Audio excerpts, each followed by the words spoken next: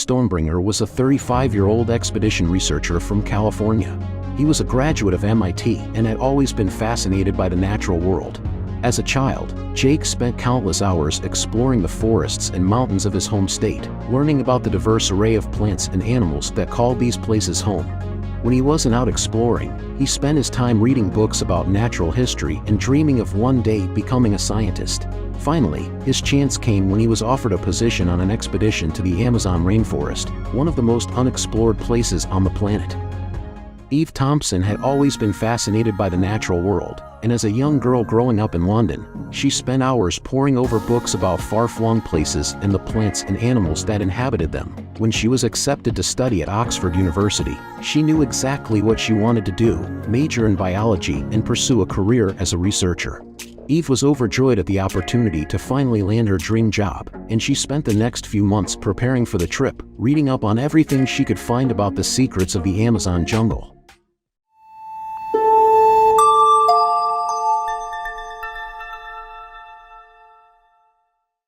Jake and Eve were on a research expedition deep in the Amazon jungle, exploring a site that dated back to pre-society culture.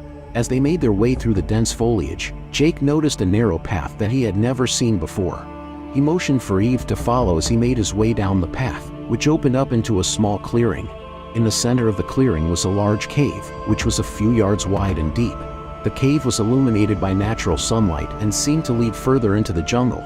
Taking a closer look, the two researchers were amazed to find that the opening of the cave had been skillfully carved into the stone walls. What is this? Jake asked Eve in amazement as they stepped into the cave. I don't know. Eve responded, just as awed by the discovery. The two continued to make their way through the twisty corridors until they reached a large chamber. The chamber was illuminated by artificial lighting, which was powered by some sort of generator. In the center, they noticed a metallic time machine, which had a few blinking lights and droning sound. Jake cautiously approached it and noticed various buttons and levers. Do you think this is some sort of time machine? He asked, turning to Eve. Eve nodded and cautiously stepped forward and examined the machine. After a few moments, she said, I think I can make it work. She maneuvered the buttons and levers, and the time machine started to hum with life. A large blue bubble began to form above the machine, and within seconds, the researchers found themselves in another time and place. The two emerged from the blue bubble in the heart of the ancient city of Alexandria in Egypt. The city was bustling with activity, merchants selling their wares and people going about their daily lives. Entering the city square, they found a large public library and a museum filled with wonders. Next, they went to the time of the Renaissance in Italy, where they witnessed the birth of the art and science movement. Jake marveled at the architectural masterpieces, and Eve thoroughly enjoyed the great works of art her eyes saw. After visiting various time periods throughout history, they decided to take the time machine to the future.